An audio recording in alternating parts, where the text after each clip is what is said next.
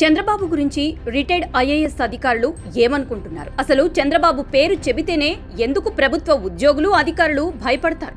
మాటలు చూస్తే కోటలు దాటుతున్నాయి, చేష్టలు చూస్తే మాత్రం గడప కూడా దాటం లేదు అనేది పెద్దల మాట.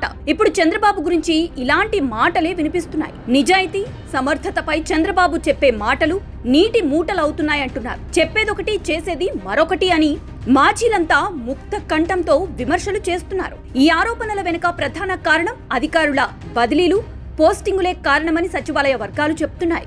వైసీపీ ప్రభుత్వంలో వైఎస్ జగన్మోహన్ రెడ్డి సన్నిహితంగా మెలిగిన వారిలో ఎక్కువ మంది ప్రస్తుతం చంద్రబాబుకి చేరువయ్యారనే మాట బాగా వినిపిస్తోంది.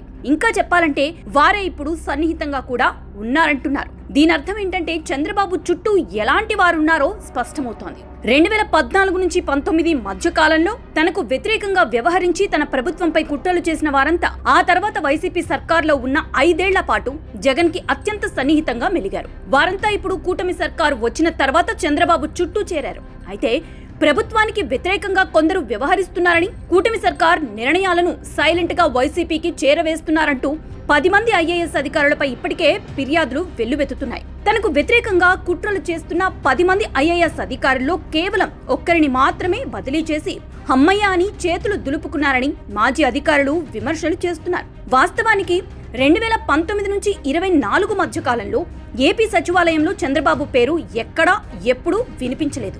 వైసీపీకి 151 సీట్లు గెలిచినట్లు ఫలితాలు వెలువడకముందే కొందరు ఐఏఎస్ అధికారులు అయితే గవర్నర్ ఆదేశాలతో కూడా పని లేకుండానే ముందే సచివాలయంలోని అన్ని బ్లాక్లు, మంత్రుల ఛాంబర్లలో ఉన్న చంద్రబాబు ఫోటోలను తొలగించారు. అప్పుడే ఏంటి సార్ అని అడిగిన వారికి ఓడిపోయారు కదా, ఇంకెందుకు చెప్పండి అని తమ స్వామి భక్తిని చాటుకున్నారు. వైసీపీ పాలనలో చంద్రబాబు పేరు ప్రస్తావించడానికి కూడా ఉద్యోగులు భయపడిపోయారు. ఇక మంత్రుల పేషీల్లో అయితే కనీసం ఒక్కరంటే ఒక్కరు కూడా చంద్రబాబు అభిమానులు లేరు. అలా ఎవరైనా అభిమానం చూపిస్తే చాలు వారిపై వెంటనే శాఖాపరమైన చర్యలుంటాయి. కానీ ప్రస్తుతం మంత్రుల పేషీల్లో కూడా చంద్రబాబు అభిమానుల కంటే కూడా వైసీపీ సర్కార్లో టీడీపీకి వ్యతిరేకంగా పనిచేసిన వారికే ఎక్కువ ప్రాధాన్యత ఇస్తున్నారు. దీంతో అసలు చంద్రబాబుకి అభిమానులు లేరా అనే అనుమానాలు వ్యక్తమవుతున్నాయి కూడా.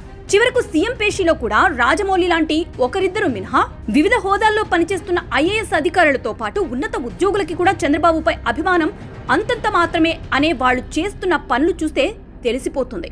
అసలు విషయం ఏంటంటే చంద్రబాబు మనస్తత్వంపై రిటైర్డ్ ఐఏఎస్లు కాస్త అసహనంతో ఉన్నారు. ఎవరినైనా ఒక్కసారి నమ్మితే వారి గురించి నిజాలు తెలిసినా కూడా పట్టించుకోరు అని వ్యాఖ్యానిస్తున్నారు. ఎవరిని ఎంతవరకు నమ్మాలో ఆయనకి బాగా తెలుసు, కానీ దానిని ఆచరణలో మాత్రం చూపించటం లేదు. వాస్తవానికి జగన్ ని మళ్లీ సీఎం చెయ్యాలనే ఏకైక లక్ష్యంతో కొందరు ఐఏఎస్ అధికారులు ఇప్పటికీ రేయింబవళ్లు పనిచేస్తున్నారు. కానీ చంద్రబాబు కోసం మాత్రం టార్చ్ లైట్ వేసి వెతికినా సరే ఒక్కరు కూడా అలాంటి వారు కనిపించడం లేదంటున్నారు సీనియర్లు. ప్రస్తుతం చంద్రబాబు చుట్టూ చేరిన ఐఏఎస్ అధికారులు జగన్మోహన్ రెడ్డి అభిమానులే ఎక్కువగా కనిపిస్తున్నారు. ముఖ్యంగా సీఎంఓలు ఒక రాజమౌళి, ఆయన పేషి అధికారులు మినహా మిగతా అధికారులు, వారి ఆంతరంగిక సిబ్బందిలో కనీసం ఒక్కరికి కూడా చంద్రబాబు పైన అభిమానం లేదు. వారిలో ఎక్కువ మంది జగన్మోహన్ రెడ్డి అభిమానులే అని సచివాలయంలో కథలుగా చెప్పుకుంటున్నారు. సీఎంఓలో ఉన్న రిటైర్డ్ ఐఏఎస్ అధికారి విజయనంద్తో పాటు మరో సీఎంఓ అధికారి ప్రద్యుమ్న కూడా వైసీపీ ప్రభుత్వంలో ఒక వెలుగు వెలిగిన వారు. ఈ విషయం చంద్రబాబు సహా టీడీపీ నేతలందరికీ తెలుసు కూడా. కానీ ప్రస్తుతం అవేవీ పట్టించుకోవడం లేదు. తాను చెప్పిన పనులు చెప్పినట్లుగా వెంటనే చేస్తే చాలు అంటున్నారంట. నిజానికి ప్రస్తుత ప్రభుత్వ ప్రధాన కార్యదర్శి సాయి ప్రసాద్ కూడా వైసీపీ ప్రభుత్వంలో కీలక పదవులు అనుభవించారు. ఇక జీఏడీ శాఖాధిపతి రావత్ అయితే వైసీపీ ప్రభుత్వంలో ఆర్థిక శాఖ అధిపతిగా చక్రం తిప్పారు. అప్పట్లో జగన్మోహన్ రెడ్డికి అత్యంత సన్నిహితుడిగా మెలిగారు కూడా. హైదరాబాద్ లో జరిగిన ఒక మహిళ హత్య కేసులో ప్రత్యక్ష ఆరోపణలు ఎదుర్కొన్న మరో ఐఏఎస్ అధికారి కూడా ప్రస్తుతం కీలక స్థానంలో విధులు నిర్వహిస్తున్నారు.